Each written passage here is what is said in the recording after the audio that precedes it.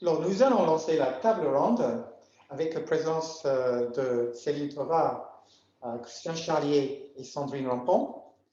Et nous avons accueilli vos questions avant de poser des questions que nous avons imaginées entre nous. Marie-Ange Oui. Alors, on va d'abord commencer par les questions qui nous ont été posées par les participants. Donc, la première de ces questions, en fait, vous concerne, je pense, tous les deux, puisque c'est j'ai travaillé dans un environnement où le fondateur était tout puissant, et dans ce cas-là, il est très difficile, voire impossible, de dire que l'on est HPI. Et qu'est-ce qu'on pourrait apporter à l'organisation et au business si on se découvre HP, de quelle façon on va pouvoir participer, même si c'est difficile. En fait, il y a plusieurs points. C'est se découvrir et ensuite, que peut-on apporter? D'accord. Alors, moi, ce que je dirais, c'est que je ne vois pas vraiment l'intérêt forcément de dire qu'on est HPI ou HQI dans une organisation. La vraie question, c'est en effet, qu'est-ce que je peux apporter et comment je donne envie de gérer, comment je fais pour donner envie de me positionner là où mes talents vont être mis à profit. Le fondateur tout-puissant, il peut être tout-puissant, mais néanmoins, il va être toujours intéressé par la valeur ajoutée apportée par les collaborateurs, normalement. Ensemble. Oui, après, Céline interviendra aussi. Ce que j'entends de la question aussi, c'est que quand j'entends fondateur tout puissant, ça ne laisse pas trop de place aux autres. C'est un peu ce que j'entends, quoi. Et effectivement, à ce moment-là, est-ce que ça vaut vraiment, est-ce que c'est vraiment opportun de faire son coming out et d'expliquer qu'on a ce fonctionnement, en prenant le risque que ça ne se passe pas très bien? Et l'idée, comme dit Sandrine, c'est de... Alors, soit c'est de s'échapper, ça peut être une idée aussi, hein, parce que si on n'arrive pas à apporter quelque chose et qu'on n'est pas bien dans son job, ce n'est pas forcément la peine de s'acharner dessus. Et si effectivement on est bien et qu'on a envie vraiment d'apporter quelque chose, c'est de mettre en avant ses capacités, de mettre en avant ses talents, de parler de soi en termes de capacité et de réalisation et de ce qu'on peut faire, et surtout de résultats attendus, pas forcément d'expliquer comment on va y arriver. Et ça peut être une solution. Mais le sujet n'est pas apaisé, et toujours pas apaisé dans les entreprises, et on peut se mettre en danger en se mettant en avant. Et bon, autant Céline que moi, on a été obligés de se mettre en avant, et on en a payé le prix aussi. Hein. Donc il faut savoir que quand on se met en avant, le risque, c'est d'en payer le prix. Je sais pas, Céline. Je pense que tout est aussi... Vous m'entendez? Ah pardon, oui, vas-y. Oui. Je pense que tout aussi est une question d'environnement et d'intention. En fait, quelle est l'intention derrière, le besoin exprimé? Parce que si on s'avance comme HPI, c'est quoi l'intention que l'on a derrière? Qu'est-ce qu'on veut exprimer? Est-ce qu'on veut faire avancer le sujet? Est-ce qu'on veut dédramatiser le sujet, donc informer, et auquel cas on n'a pas spécialement besoin de se mettre en avant? On peut en parler de manière beaucoup plus abstraite, entre guillemets, sans forcément se nommer soi-même. Si c'est plus pour un besoin de reconnaissance de capacité, après, je pense que là, dans ce cadre-là, c'est plus une étiquette, en fait. Ce qu'il faut, c'est parler de ses capacités. Si derrière, on sent qu'il y a un environnement bienveillant, oui, on peut après le nommer. Mais encore une fois, l'expérimentation dont je parlais, ce qu'elle a démontré, c'est que ce qui est important, c'est l'unicité, c'est-à-dire qu'est-ce qui fait qu'une personne est unique. Et du coup, est-ce qu'il y a besoin de mettre l'étiquette? Pas forcément. Voilà. Et après, la question, c'est est-ce qu'il faut se dévoiler, est-ce qu'il faut véritablement se taire, ou est-ce que l'on peut, sans se dévoiler, quand même faire reconnaître ce que l'on est, parce qu'on a des caractéristiques particulières. Donc, et ces caractéristiques-là, par exemple, aller très vite, est-ce qu'il faut masquer ça aussi, ou ça, est-ce qu'on peut le dévoiler sans dire pour autant que l'on est HQI? Dire, voilà, on est particulier. Décrire son mode de fonctionnement, je dirais, quelle que soit la personne, ça a son intérêt, parce que pour qu'un collectif fonctionne, c'est bien que chacun sache dans quel type d'environnement les personnes se sentent bien pour travailler. Après, nommer ou pas, c'est pas tellement le sujet. Mais s'assumer en tant que tel. S'assumer, c'est quelque chose de personnel. Après, s'assumer par rapport à l'organisation, c'est autre chose. Encore une fois, si on parle de soi en termes de caractéristiques, de potentiel et de choses qu'on sait faire, et si on parle de soi en termes de besoins, ça peut être entendu et on n'a pas besoin de mettre une étiquette là-dessus, encore une fois. Mais vraiment, voilà, l'idée c'est de parler de besoins et de parler de ce qu'on peut apporter, de qui on est. Et pour ça, effectivement, il faut bien se connaître et il faut avoir fait ce cheminement de comprendre comment on fonctionne nous-mêmes pour pouvoir le mieux l'exprimer.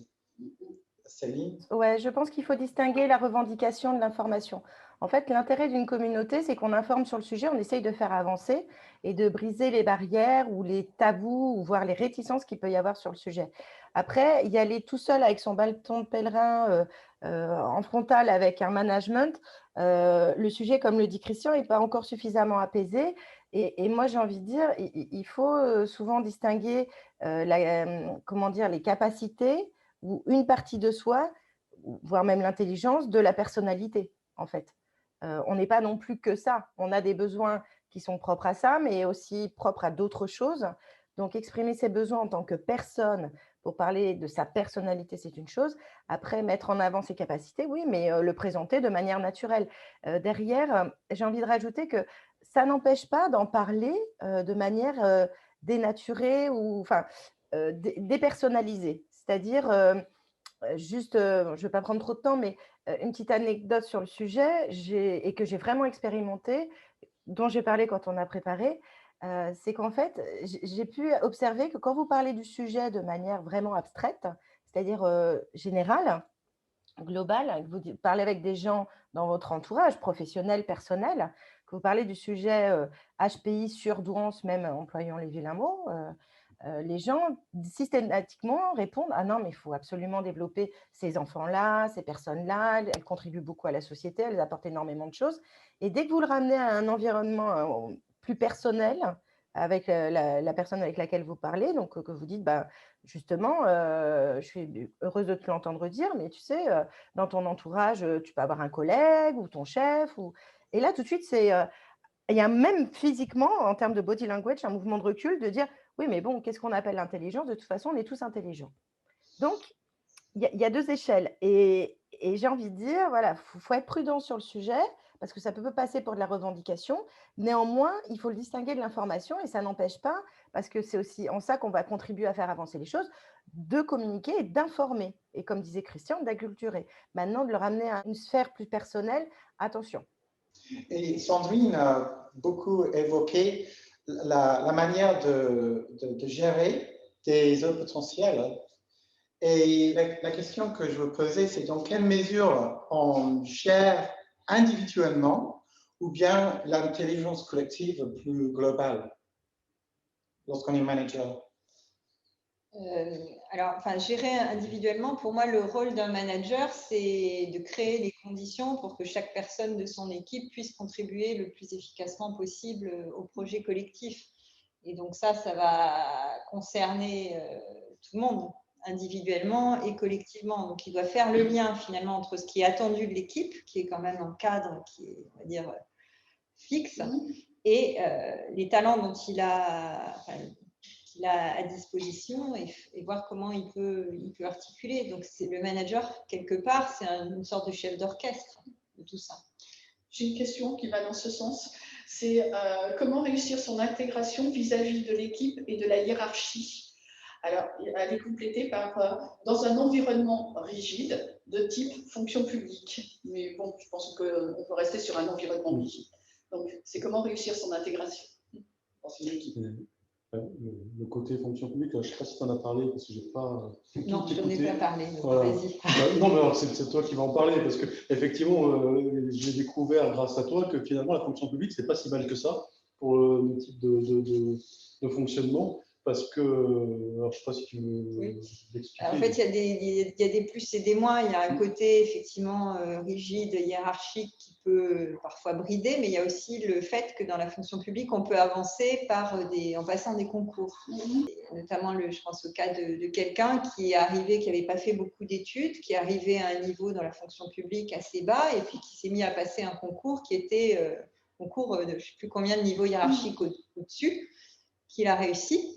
et qui s'est fait traiter quelque part de tricheur. Parce qu'on se dit, c'est pas possible que quelqu'un qui soit à ce poste arrive là d'un coup.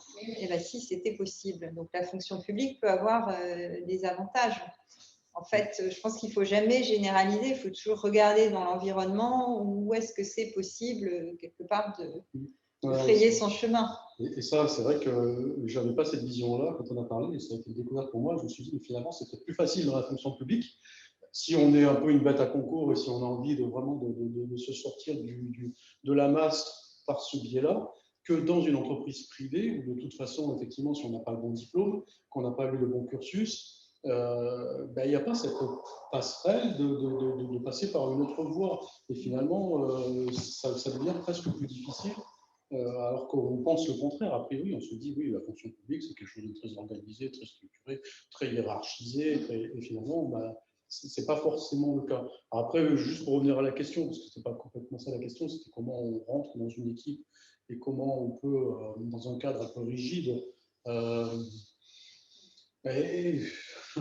quoi dire, il faut effectivement pas mal d'humilité, hein, et de toute façon, encore une fois, faire attention à ne pas trop se dévoiler si l'environnement il n'est pas friendly et il n'est pas safe.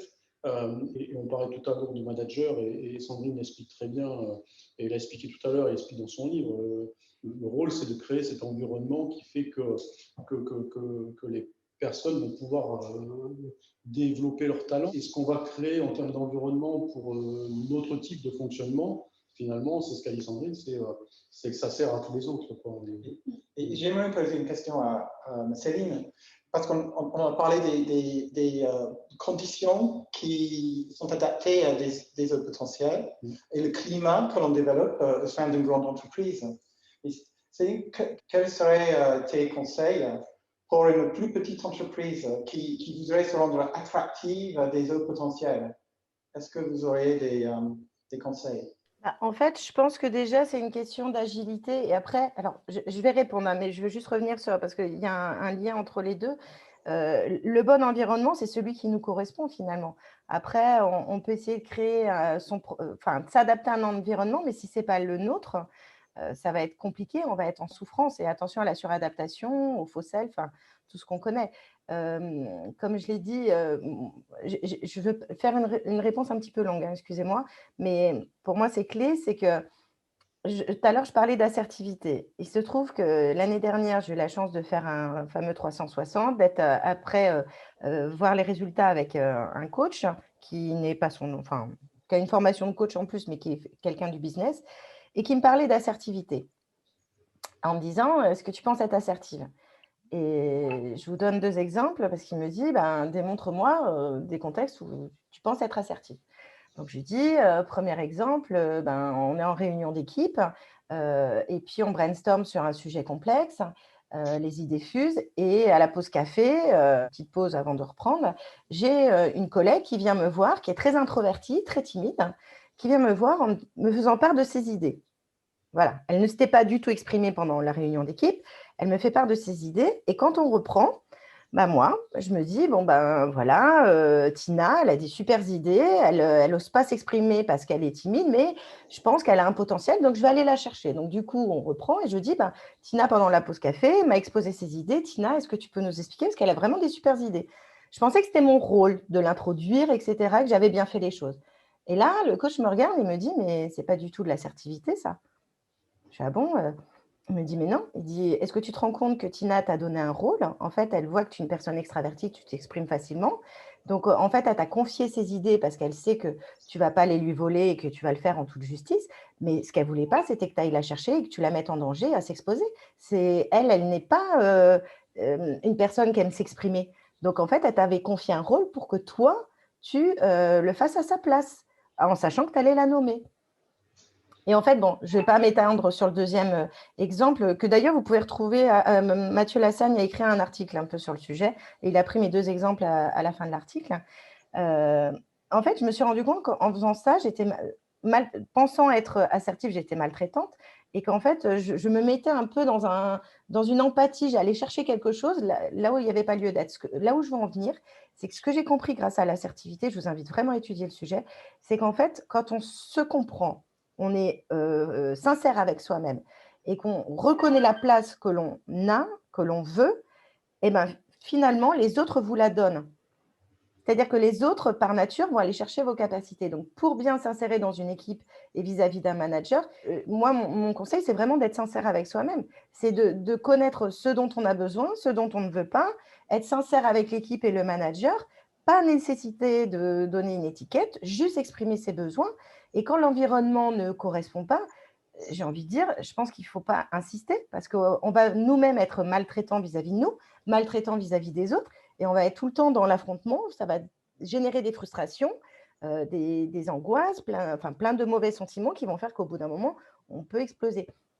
Donc voilà, du coup, Yann, je suis désolée, j'ai un peu omis ta question.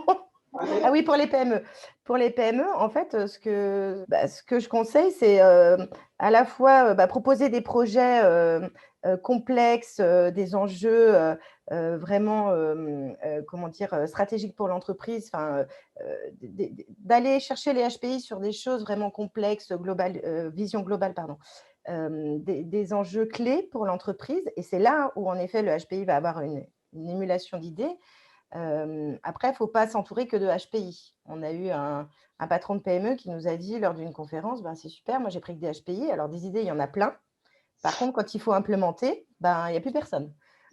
donc le but, c'est vraiment de l'intelligence collective. C'est, je veux dire, chacun, on a tous une part de la vérité du monde. Donc, il n'y a pas que les HPI qui l'ont.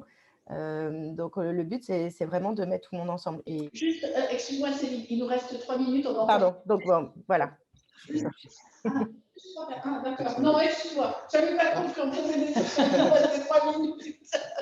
Non, c'est bon. En revanche, tu as répondu à une question sur l'assertivité. Très bien. Une question sur l'assertivité, est-elle une piste sérieuse de formation? Quel est votre point de vue sur le sujet? Donc, tu as répondu là-dessus. Merci. Donc, excuse-moi. Je ne sais pas si mes collègues ont aussi des choses à dire sur l'assertivité, mais encore une fois, moi, je le redis, quand j'en ai parlé avec des gens de la communauté, on pensait tous avoir la bonne définition de l'assertivité. Et en fait, on s'est rendu compte qu'on mélangeait assertivité avec empathie, avec faux self, avec syndrome de l'imposteur. Et du coup, ça biaisait notre assertivité et on se pensait assertif et finalement, pas du tout. Et j'encourage vraiment les gens à travailler le sujet. Il y a des sites qui sont très bien faits, des articles dessus. C'est vrai que moi, je m'étais renseignée du coup l'assertivité chez les HPI, je ne l'ai vue nulle part. Et du coup, Mathieu Lassagne, comme je le dis, a initié un peu le mouvement. J'encourage vraiment les gens, les coachs, les psychologues, les spécialistes du sujet à se poser cette question-là parce que beaucoup d'entreprises en parlent. Ça devient un sujet clé aussi dans les entreprises. Je n'ai pas de formation type. Moi, j'en ai une au sein de l'entreprise en interne. C'était très, très intéressant. Mais sur les blogs, sur Internet, on trouve une mine d'informations qui nous aide à être plus assertifs. Voilà, donc Céline, tu as beaucoup parlé de comment développer sa connaissance de soi pour bien participer et contribuer à l'intelligence collective. J'aimerais poser une question à Christian, parce qu'ils sont venus spécifiquement par rapport à le développement d'un tel réseau au sein des entreprises qui sont grandes ou petites. Oui. Peut-on aider une entreprise de moyenne taille ou de grande taille à se connaître mieux grâce à ce réseau? Alors, juste, je vais compléter. Il y a de nombreuses questions de la part des participants sur les réseaux. Quels sont les réseaux? Y en a-t-il dans la fonction publique? Donc, on l'a vu.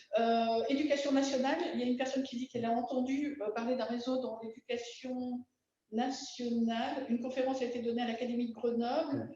Est-ce qu'une communauté serait en train de germer à ce niveau-là?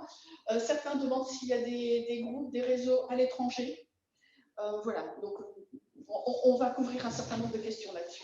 D'accord, on va essayer de parler des réseaux et de ce qui se passe en ce moment justement sur les réseaux et l'incubateur qu'on a mis en place qui donne des résultats aujourd'hui. Et on l'a vu tout à l'heure quand j'ai présenté les réseaux qui se sont créés ces dernières années et beaucoup l'année dernière, et puis ce début d'année encore, on est parti sur un rythme assez important.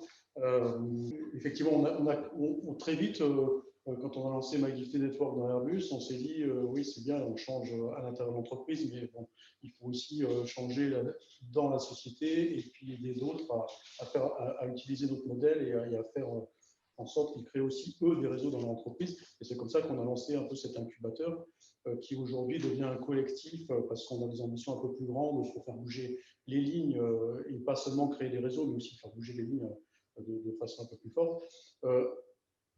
Sur la fonction publique, vous avez vu tout à l'heure qu'il y a un réseau qui existe. Si vous tapez sur Internet HPI fonction publique, vous allez les trouver.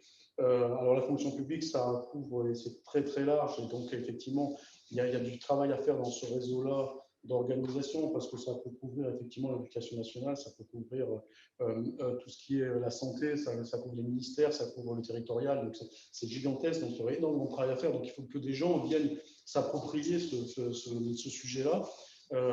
Et pour en revenir à la conférence de Grenoble, oui, moi j'ai participé justement à cette conférence pour expliquer le sujet et je me suis retrouvé devant un amphithéâtre de 300 professeurs, c'était assez sympathique et j'ai même fait des ateliers pédagogiques, enfin c'est assez rigolo quoi.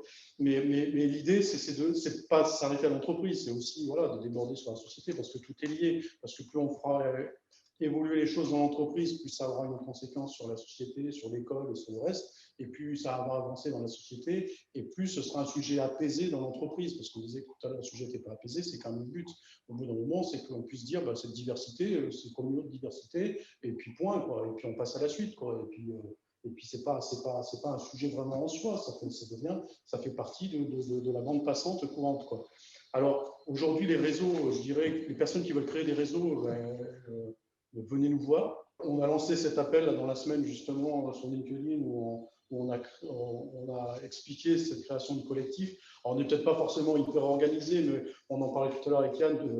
L'idée, c'est pas de faire une organisation hiérarchisée telle qu'on l'a subie dans les entreprises, c'est de faire quelque chose de plus organique et c'est ce qu'on fait depuis le début avec My Gifted Network. Il n'y a pas une organisation avec des rôles, des chefs ou quoi que ce soit. Et dans ce réseau ou ce collectif des réseaux, c'est pareil. On est tous ensemble, on travaille tous ensemble, et on est dans l'intelligence collective parce que ça fuse de partout, parce qu'on a un système de messagerie en direct, et le soir, si on le loupe un quart d'heure, on a 40 messages en retard, parce que tellement ça va vite, et tellement ça fuse, et tellement ça crée justement cette intelligence. Et il y a des personnes super, donc l'idée maintenant, c'est d'essaimer encore et de développer ça. Et même si on ne sait pas encore comment on va le faire, je dirais on va s'organiser là dans les jours qui viennent pour le faire et de faire en sorte que ça grossisse et que voilà. Je ne sais pas si dans les autres questions de réseau il y avait autre chose. Non, sur les questions de réseau, je pense que j'avais à peu près résumé. Si, moi je vais juste rajouter que oui, c'est en train de prendre à l'étranger, parce qu'il y avait ça dans la question. Oui. Il y a Telefonica, donc, qui est l'équivalent de anciennement France Télécom en Espagne, qui est très intéressé sur le sujet. Le département inclusion et diversité a pris en main le thème et donc ils sont en train d'émerger pour ouvrir une communauté. Il y a aussi Banco Sabadell et Santander, donc les banques qui sont des entreprises avec beaucoup d'impact en Espagne, qui sont aussi intéressés, qui ont des fondations qui travaillent déjà sur aider l'enfant HPI. Donc c'est un mouvement, oui, qui prend et qui peut s'étendre dans beaucoup d'autres pays, sachant qu'en plus, les sociétés comme Airbus, Thales ou autres, ne sont pas implantées qu'en France. Donc, l'impact, oui, va au-delà de la France. Et après, juste pour ajouter quelque chose, c'est qu'effectivement, aujourd'hui, on a développé une vraie compétence sur le développement de ces réseaux avec notre modèle et l'agilité de notre modèle. Pardon. Donc, on peut accompagner des personnes et des entreprises. Et on a développé aussi des compétences. On est en lien, par exemple, avec Rachel Godeux, qui est une coach qui a suivi toute la démarche côté Airbus et qui a accompagné Airbus aussi sur le sujet. Et donc on a des compétences aussi sur l'accompagnement des entreprises en termes de définir la politique, de réaliser des workshops pour acculturer l'organisation, pour accompagner les expérimentations dont tu as parlé tout à l'heure, Céline, voilà, pour pouvoir démontrer, pour pouvoir voir comment on accompagne individuellement, collectivement. Enfin, il y a vraiment un pôle de compétences qui s'est créé au travers de ce collectif des réseaux. Donc,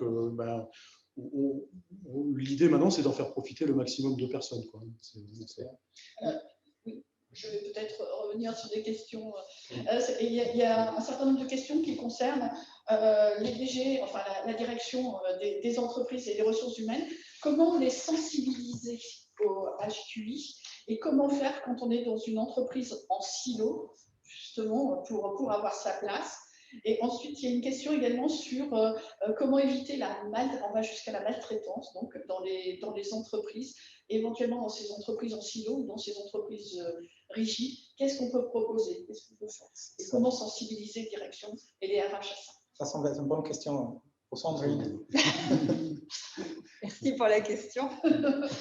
Alors déjà, tout ce qu'on appelle entreprise en silo, entreprise rigide, c'est des organisations qui devraient forcément évoluer parce qu'aujourd'hui, encore une fois, on est dans un monde où on ne peut plus fonctionner comme ça ne marche plus au bout d'un moment.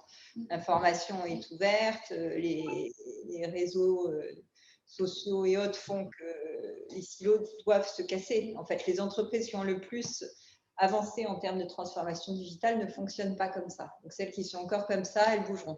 Après, la question, c'est quel rythme. Voilà, donc une fois qu'on a dit ça, comment sensibiliser je ne sais pas tellement s'il faut sensibiliser sur le sujet du HPI, HQI, même si on est beaucoup à sensibiliser de façon diverse et variée. Je pense qu'il faut surtout toujours se recentrer sur ce que ça peut, les compétences qui peuvent être apportées au collectif.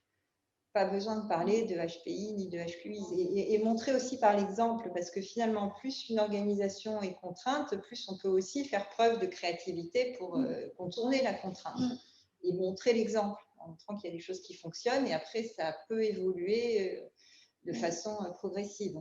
Après, pour rebondir sur ce que disait Christian tout à l'heure, si ça évolue pas, que la personne est en souffrance, il vaut mieux qu'elle aille dans un environnement qui lui convient le mieux parce que à un moment donné, ça peut revenir à s'épuiser. Essayer de faire bouger un système qui ne bouge pas suffisamment vite. Oui. Donc, tu as parlé de fatigue, burn-out, d'ennui, bore-out, et perte de sens, de brown-out.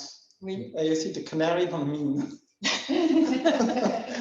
Alors, comment sensibiliser l'entreprise, sensibiliser les RH ces problèmes et apporter du bien à l'entreprise par le fait de traiter ces problèmes? Alors, les RH sont quand même assez souvent sensibilisés. La difficulté, c'est que l'entreprise, elle est souvent dirigée par d'autres personnes que les RH.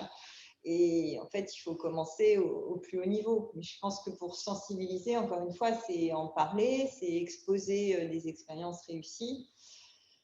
Après, au niveau de chaque organisation, probablement que le système des réseaux est un système efficace pour faire ça. Parce que les actions individuelles sur ce sujet, elles sont assez dangereuses, je dirais, voire déconseillées. Est-ce que toi, Céline, et toi, Christian, vous avez pu trouver, je ne sais pas, une championne, un agitateur de changement ou d'autres astuces au sein des départements RH? Comment vous les avez convaincus, les RH ou la direction, de recréer ce réseau? Alors, comment on les a convaincus? Comme je disais tout à l'heure, le sujet au début, il n'était pas connu, il n'était pas attendu. Donc, il a fallu passer par cette phase d'acculturation. On ne peut pas s'en empêcher et c'est une phase nécessaire. Au bout d'un moment, donc, ils ont compris. Après, je dirais, on a quand même la chance, côté Airbus, d'avoir un DGRH qui s'appelle Thierry Baril, qui est quelqu'un de très intelligent, qui est quelqu'un de visionnaire et quelqu'un de courageux. Et c'est vrai que je pense qu'il faut du courage pour amener ce genre de sujet. Alors, dans l'organisation, on parle beaucoup d'organisation, mais l'organisation, c'est des gens. Dans les gens qui font l'organisation, tout le monde n'est pas intelligent, on va dire, et tout le monde n'est pas courageux. Et souvent, lorsqu'on arrive à des certains niveaux d'organisation, il faut pas forcément montrer trop qu'on est courageux. Donc nous, on a cette chance-là d'avoir quelqu'un qui a bien compris le sujet qui a ce courage et qui fait en sorte qu'on est passé à un niveau supérieur d'avancée et qu'on n'est pas simplement maintenant que le réseau. Il y a le réseau et puis maintenant l'entreprise a pris aussi le sujet. Mais comment le convaincre? On prend les rames et puis on explique et on explique et on explique. On fait part de on a beaucoup de pédagogie, voilà, et au bout d'un moment, les gens arrivent à comprendre. Je ne sais pas, Céline, tu veux rajouter un truc? Déjà, je pense que, comme je l'ai dit tout à l'heure, il faut s'armer d'un sponsor, un sponsor clé dans l'entreprise qui a une bonne notoriété et qui a une bonne influence. Ça, c'est important parce que derrière, il va être aussi le porte-parole quelque part de la communauté. Et puis, pour toucher les RH, la porte d'entrée, c'est ce qui se passe beaucoup dans les autres communautés qui se sont lancées, c'est d'aller par le département inclusion et diversité.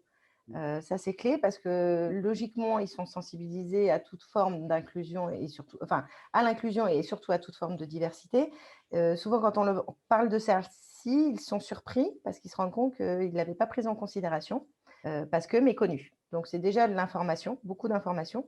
Nous, ça nous a pris beaucoup de temps, hein, cette information, et de casser ces préjugés, ces stéréotypes. Et une fois fait, donc c'est avoir un discours RH. Il faut parler sensibilité, il faut parler personne, parce que quand vous êtes avec le business, il faut parler un autre discours. Donc, il faut vraiment adapter. Nous, des présentations, on en a pour chaque silo, si je puis dire, pour reprendre un peu la question. Mais on en a, on va dire, pour chaque organisation. Et donc, il faut l'adapter. Le sujet de fond est le même. Mais c'est vraiment de passer par l'inclusion et diversité, d'ouvrir et puis de communiquer, travailler avec eux, lancer des projets ensemble, ne pas hésiter déjà à comprendre quels sont leurs besoins, leurs objectifs, leurs enjeux. Je tiens à rappeler que la situation actuelle est un vrai accélérateur sur le sujet. Sandrine l'a notifié par rapport aux entreprises en silo, mais c'est vrai que la crise est un vrai accélérateur sur ce point, et ce n'est pas pour rien que les entreprises au niveau des communautés sont en train d'émerger de plus en plus. Et toutes celles qui se sont lancées sont toujours passées par le département inclusion et diversité. En général, ça a plutôt bien fonctionné. J'ai aussi une question sur est-ce qu'il y a un réseau prévu à l'EDF? Voilà, ça va être rapide, donc je pose la question rapidement. Oui, je ne sais pas qu'il est créé déjà ou il est en cours, je ne sais plus. Mais oui. Et je ne crois pas qu'il soit créé, mais c'est en cours, oui. D'accord. Après, on a une question sur les entreprises. Est-ce qu'il y a des entreprises qui sont HPI friendly? Est-ce que vous savez, est-ce qu'il y a une liste? Je pense que les entreprises du numérique sont très HPI friendly. Oui. Et cet après-midi, on va entendre le témoignage de personnes qui travaillent dans une entreprise partagée. Alors, ce ne sont pas des entreprises qui s'affichent HPI friendly, mais je pense qu'elles le sont quand même. Mais il y a des entreprises qui sont HPI friendly et qui sont diversité cognitive friendly, on va dire. Quand on prend des entreprises comme SAP, par exemple, ils se sont donné un objectif d'avoir 1% de leurs employés dans le spectre autistique. Alors, ils ne le font pas simplement forcément que pour le bien de leurs employés. Ils ont bien compris que ça avait un intérêt pour leur business. Mais simplement, ça veut dire, et c'est ce que je suis passé un peu vite tout à l'heure sur le côté business, quand SAP aura récupéré 1% de ses employés dans le spectre autistique, il n'en restera plus pour les autres, quoi. Donc, s'il y a une certaine urgence, les autres entreprises, si elles ne se réveillent pas, il y a un moment, voilà, quoi. Et encore une fois, chez SAP, moi j'ai été à Londres pour un dîner de gala qui était organisé par SAP, qui expliquait comment ils s'organisaient chez eux. Ils ont une vraie volonté d'intégration de cette spécificité cognitive et ils mettent en place ce qu'il faut pour que ça se passe bien. On ne fait pas n'importe quoi, on n'injecte pas quelqu'un de cette diversité-là comme ça et puis après débrouillez-vous. Et donc il y a une vraie réflexion là-dessus. J'ai vu des choses intéressantes sur ce sujet-là. Et en plus, l'intérêt, c'est ce qu'on avait un peu évoqué tout à l'heure, c'est l'impact que ça a sur l'environnement aussi.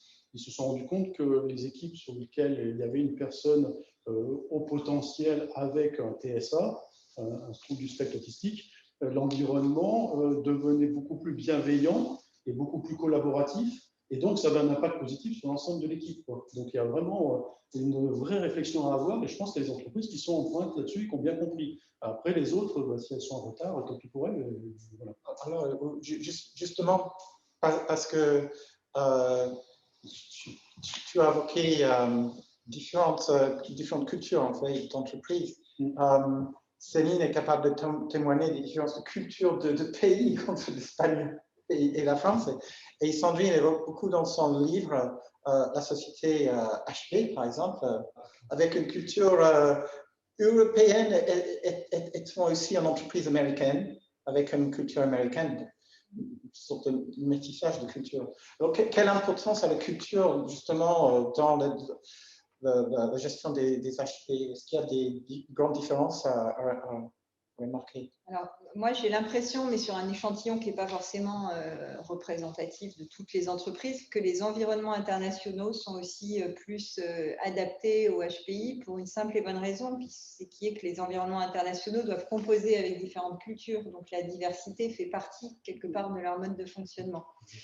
Et dans les pays qui sont particulièrement en avance, je pense pour des raisons assez équivalentes, il y a la Hollande, qui est un tout petit pays qui est obligé de s'ouvrir sur le monde, et donc, du coup, qui a beaucoup réfléchi à ces questions-là, et le Canada également.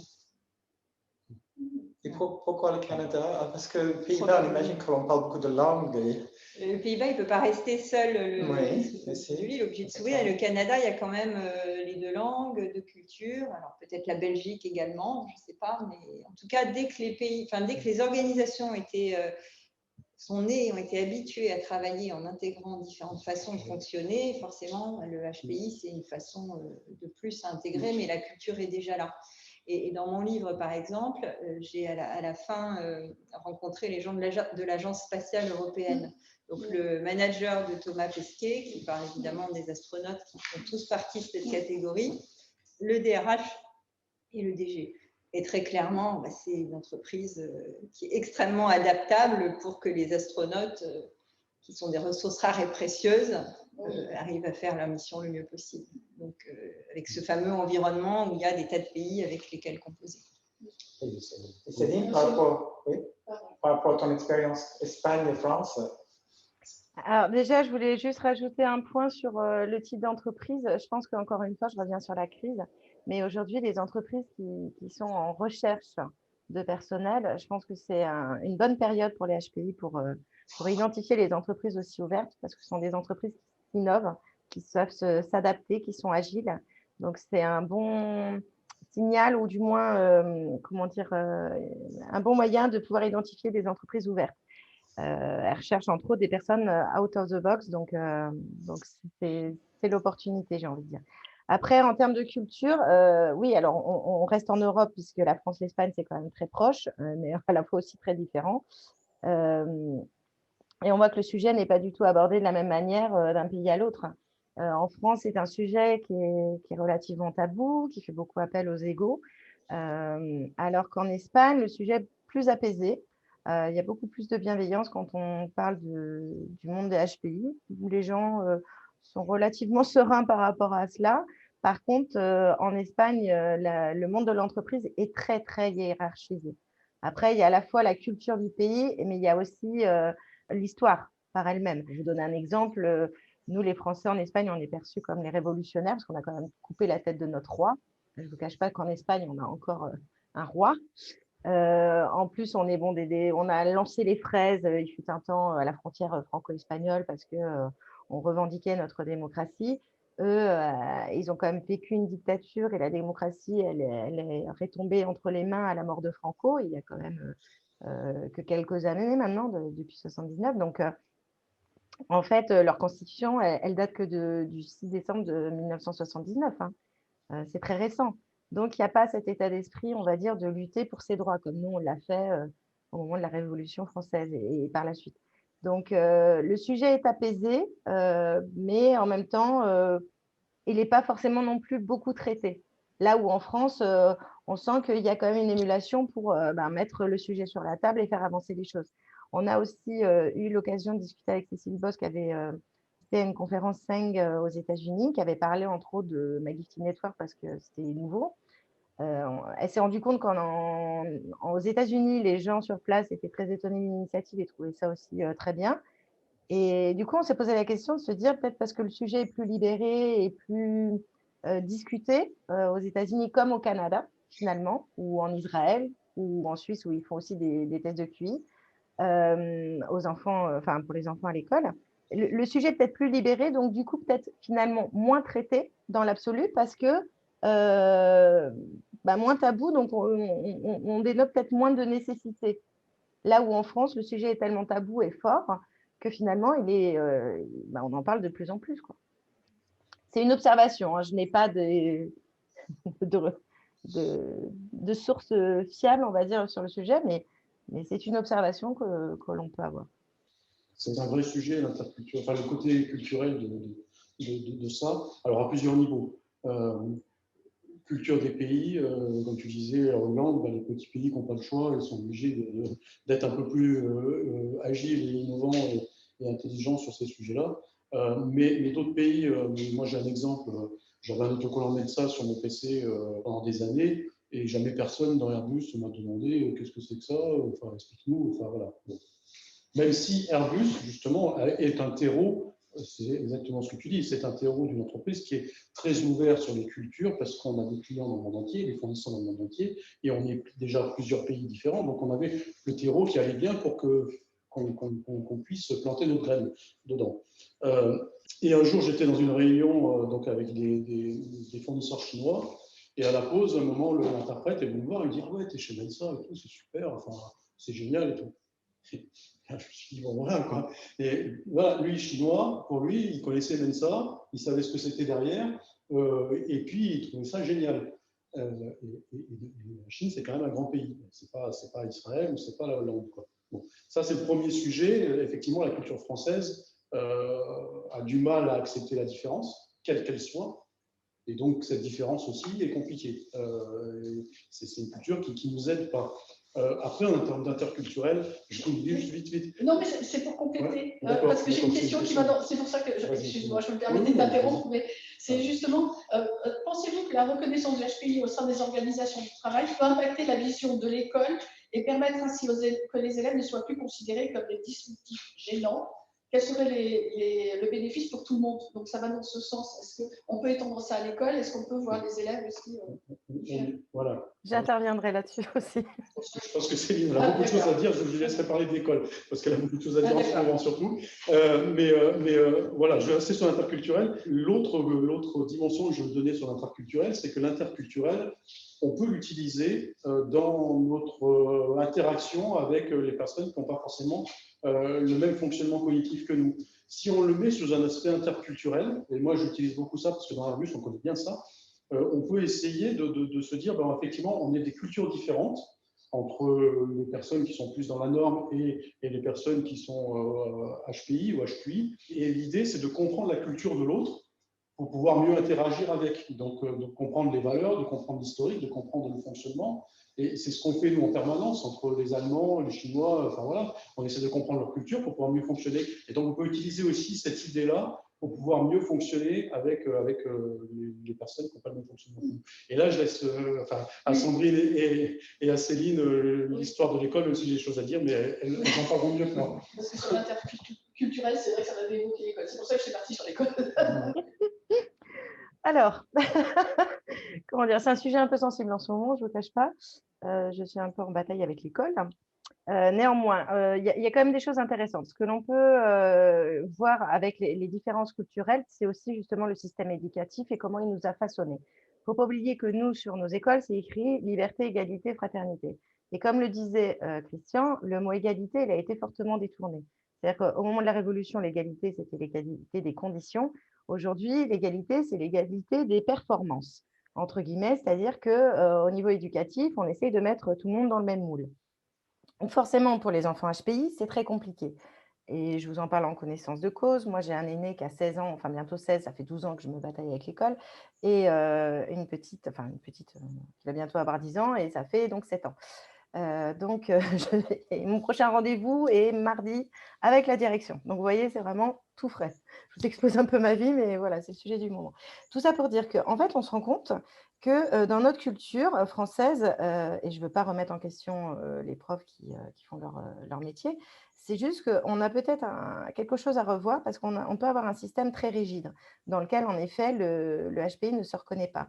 Moi, j'avais une collègue allemande qui était à Toulouse. Elle me disait qu'elle était très étonnée parce que son enfant, quand il a commencé en petite section, on leur a demandé de faire un coloriage et lui, il a dépassé. C'était un poisson, par exemple, et il a dépassé. Et il est revenu en pleurant parce que la maîtresse l'avait grondé parce qu'il avait dépassé.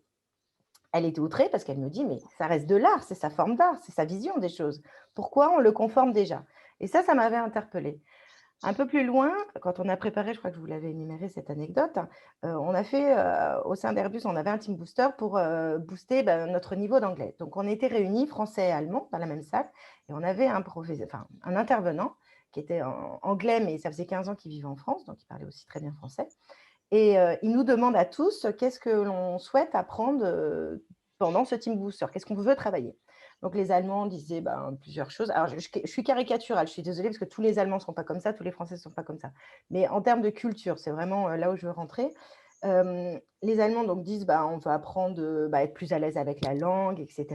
Et nous, les Français, on a tous répondu la même chose en disant le vocabulaire, la grammaire, vraiment les mots, etc. Et là, l'intervenant, de manière très caricaturale, nous a lancé le dico anglais, et comme ça sur la table, c'est très théâtral et très impactant, en nous disant, mais moi qui suis anglais, je ne connais pas tous les mots qu'il y a entre le premier mot de la lettre A du dictionnaire et le dernier mot de la lettre Z.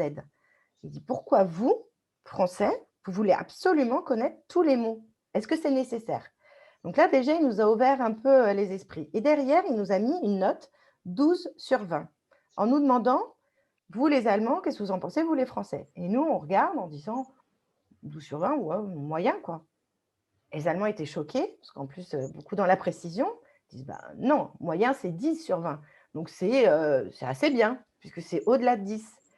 Et il nous expliquait, l'intervenant, qu'en fait, nous, les Français, notre défaut, c'est qu'on ne voyait pas plus 12 par rapport à 0, mais on voyait moins 8 par rapport à 20. Et notre système éducatif fait qu'à chaque fois qu'on se trompe, en fait, on nous apprend la perfection dès le départ, 20, et à chaque fois qu'on se trompe, on est puni, entre guillemets. Et on retrouve ça aussi dans le milieu de l'entreprise parce que vous pouvez faire un ensemble de choses de manière très efficace. Une fois que vous vous trompez, souvent, dans l'esprit des gens, c'est ça qui va rester. Donc, en fait, on essaye de travailler ça. Notre culture évolue là-dessus, bien sûr. Mais tout ça pour dire que petit, on vous conditionne à dessiner à l'intérieur du poisson, à rester dans le cadre. Avoir un système égalitaire, il ne faut surtout pas sortir dépassé parce qu'on veut l'égalité des chances pour tout le monde. Donc après, faut que ça reste discutable. Et puis en même temps, on nous apprend la perfection. Qu'est-ce qui se passe plus tard dans le monde de l'entreprise? On a toujours peur de se tromper. Donc souvent, on n'est pas toujours transparent. Quand on met en place des KPI, des métriques pour mesurer la performance, ils sont plus, comme on appelle, vert pastèque que vert tout court. Donc on n'ose pas dire les choses parce qu'on a peur de se tromper. On a toujours, en fait, logiquement, on apprend avec nos erreurs. Et là, c'est comme si on ne pouvait pas faire d'erreurs. Et en même temps, c'est un peu contradictoire parce qu'on nous dit, on nous met dans des silos, on nous formate, sauf qu'en même temps, on veut des personnes qui sont hors du cadre, qui sont out of the box. Alors que depuis petit, on nous a appris à ne pas colorier, dépasser la ligne.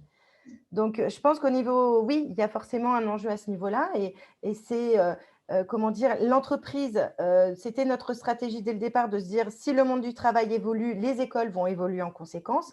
Ce que j'ai réalisé depuis, c'est qu'en fait, les écoles, jusqu'au baccalauréat, elles préparent aux études supérieures.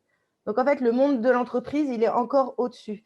Donc, je pense que la stratégie, c'est plus d'intervenir au niveau des études, du monde des études supérieures, qui, elles, après, pourront impacter les écoles. Et il y a beaucoup de choses qui se font à ce sujet et des écoles qui sont en train d'études supérieures qui sont en train de s'ouvrir de plus en plus au HPI. En Espagne, il y a beaucoup d'interventions sur le sujet auprès des étudiants et en France aussi. Pardon. Une question sur comment orienter les HPI vers l'orientation professionnelle qui les épanouira. Mais bon, en partie, c'est en partie répondu. Hein. C'est un peu compliqué là peut-être. répondre de façon…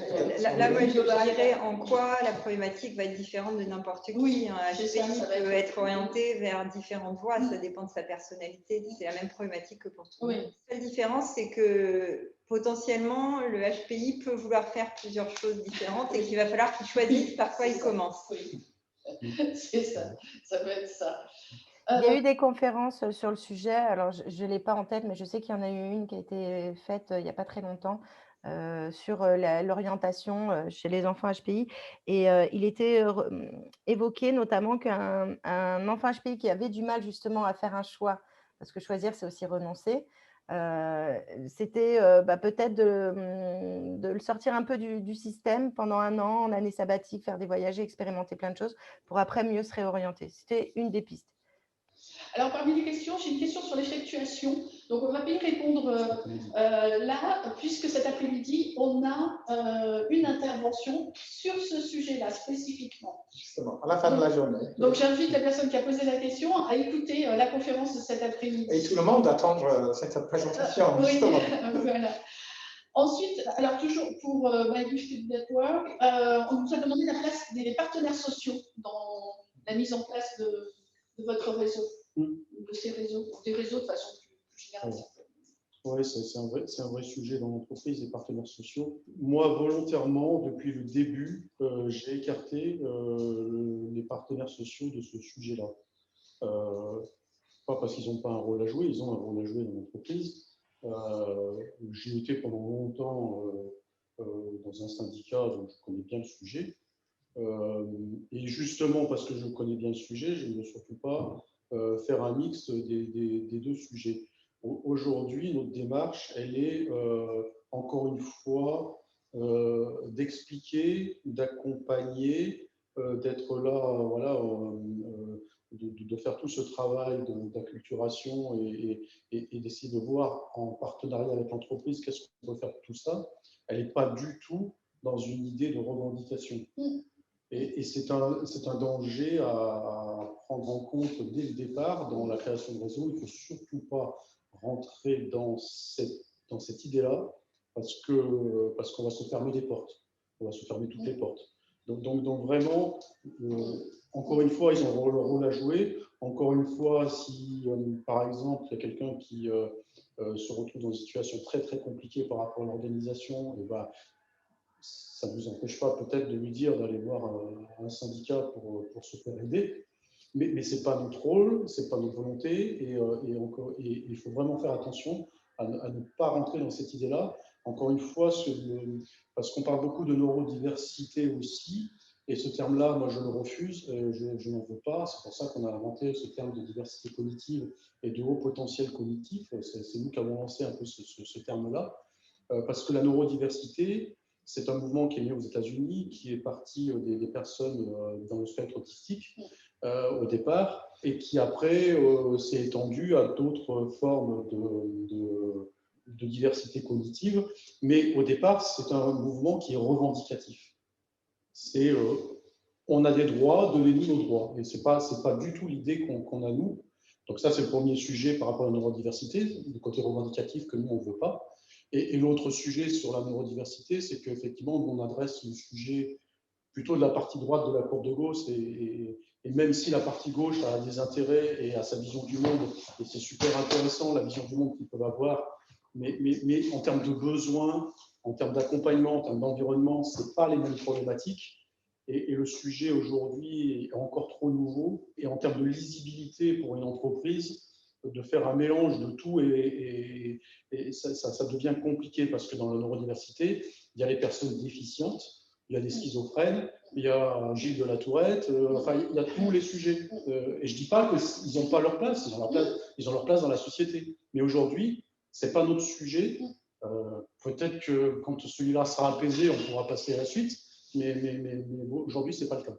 Donc attention, syndicats, ils ont leur rôle, on a notre rôle, et ce n'est pas le même sujet. Je crois qu'on se proche à la fin. Tu vois d'autres questions intéressantes? J'en ai quelques-unes. Ouais, oui. Mais comme il reste 5 minutes, oui. C'est plutôt les soft skills, le savoir-être dans l'entreprise qui est abordé là à travers différentes choses.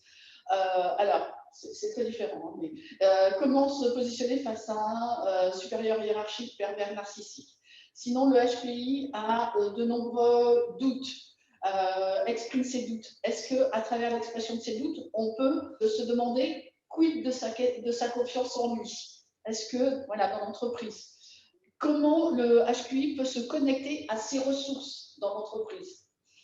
Je pense que là, j'en ai balayé quelques-uns. Il y a aussi les HPI, sont-ils en quête de vérité et de justice? Voilà, comment ça peut s'exprimer dans l'entreprise. Alors, voilà, je vous ai mis un petit fourre-tout. J'espère. c'est très rapide et après je laisserai parler mes collègues, mes amis. Pervers narcissique, on s'enfuit le plus vite possible et on n'essaie surtout pas de combattre. Et on ne laisse surtout aucun élément auquel il va s'accrocher. Le doute, oui, le doute, ça fait partie du package. Le manque de confiance en soi, le manque d'estime de soi, ça fait partie du package, mais il y a des méthodes très faciles, je pense. On peut travailler dessus et on peut arriver à des résultats assez vite sur ce sujet-là. Le dernier sujet, je voulais répondre Connecté aussi. aux ressources. Oui, ses ressources. Ouais, ces ressources. Non, il y avait un autre sujet. Mais Vérité et justice. Oui, l'injustice, voilà. Je te laisse parler. L'idée, c'est qu'il faut arrêter de vouloir sauver le monde parce que nous, on est des bisounours. On voudrait sauver le monde, on voudrait sauver notre entreprise, on voudrait sauver notre équipe. Et ça, c'est juste pas possible. Donc, quand je parlais d'acceptation tout à l'heure, c'est une des acceptations qu'il faut faire. C'est-à-dire qu'il faut accepter de jouer notre rôle de colibri, qui est déjà très bien. Mais on est un maillon de la chaîne et on n'est pas la chaîne. Et on oublie tout ça parce que sinon, on va se taper la tête contre un mur et on va juste se faire mal à la tête. Je vois que Céline est en train de cracher la tête. Donc maintenant, je le sens. Oui, alors, pour rebondir sur ce que dit Christian, pervers narcissique, pareil, effectivement, il faut fuir. Par contre, j'attire l'attention sur le fait que cette terminologie est très à la mode, mais que c'est un diagnostic que personne ne peut poser en dehors de professionnels de la psychologie.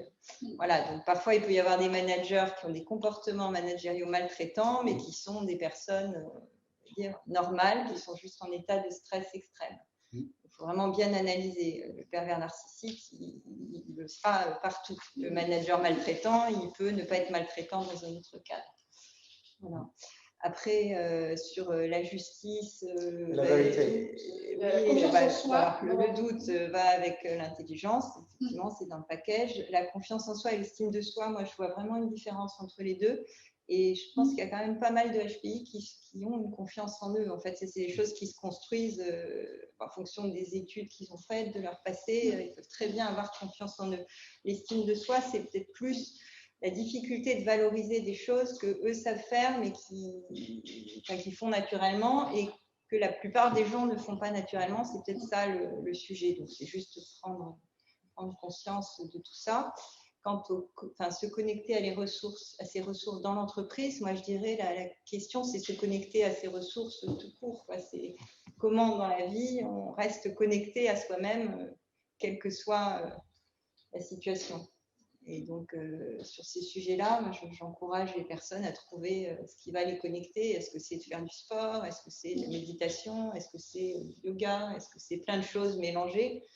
Mais voilà, c'est surtout ne pas se déconnecter une fois qu'on est connecté. Et les HPI sont-ils des militantes et des militants pour la vérité et la justice?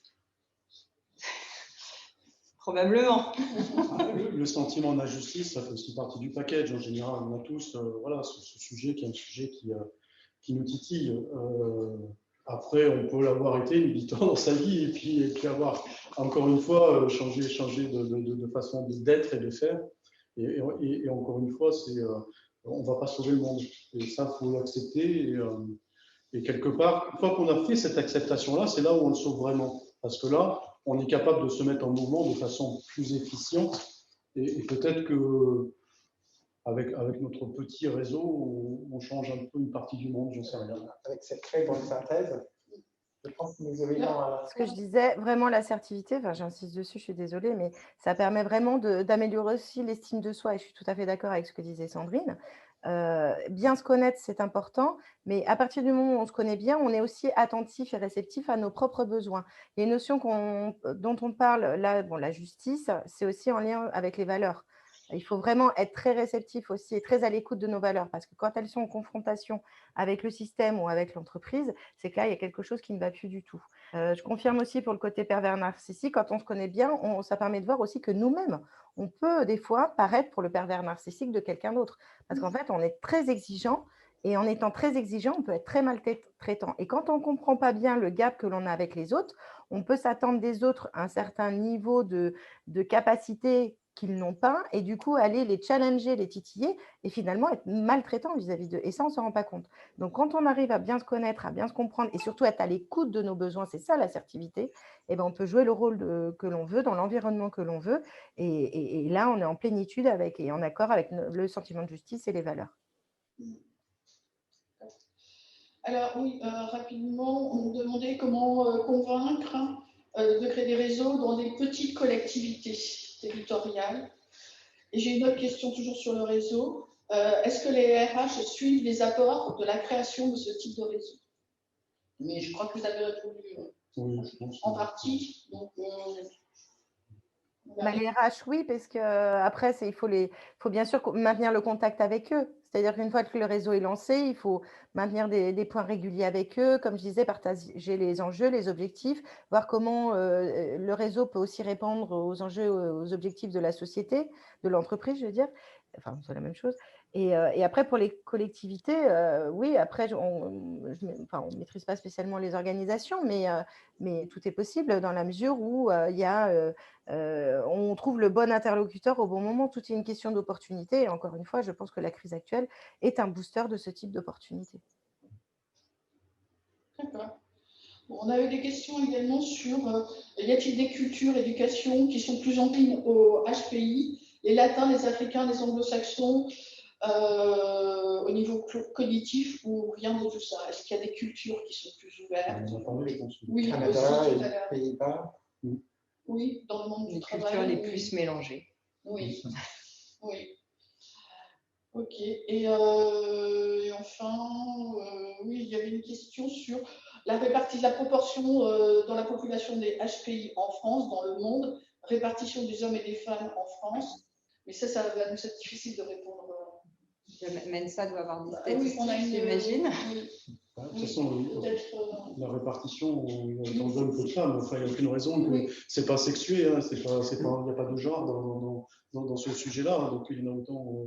Nous allons traiter des mesures tout à l'heure, à l'occasion de l'intervention de Roland. Voilà, par contre, j'ai juste un petit élément sur lequel rebondir, c'est qu'en fait, j'avais lu une intervention de Jean-Claude Terrassier, qui est quand même le père, entre guillemets, des personnes qui ont fait des recherches sur les enfants précoces.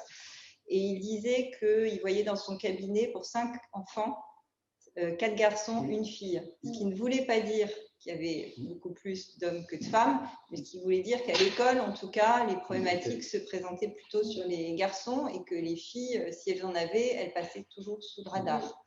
Voilà, donc j'attire juste l'attention là-dessus, parce que pour les familles qui ont des enfants des deux sexes, s'il y a un garçon, il est probable que les filles le soient aussi. Oui. Tu as raison d'insister là-dessus, parce qu'effectivement, les filles, culturellement, on les oblige beaucoup plus à se conformer et elles passent sous les radars, alors que les garçons, on accepte plus qu'ils soient remuants, et puis au bout d'un moment, on se rend compte qu'il y a peut-être quelque chose, quoi. Mais encore une fois, ce n'est pas une question de proportion, c'est une question effectivement de différence qui est faite, pas que spécifique au sujet des HPI, qui est faite dans la société entre filles et garçons, et qui fait qu'il y aura des conséquences derrière qui seront différentes.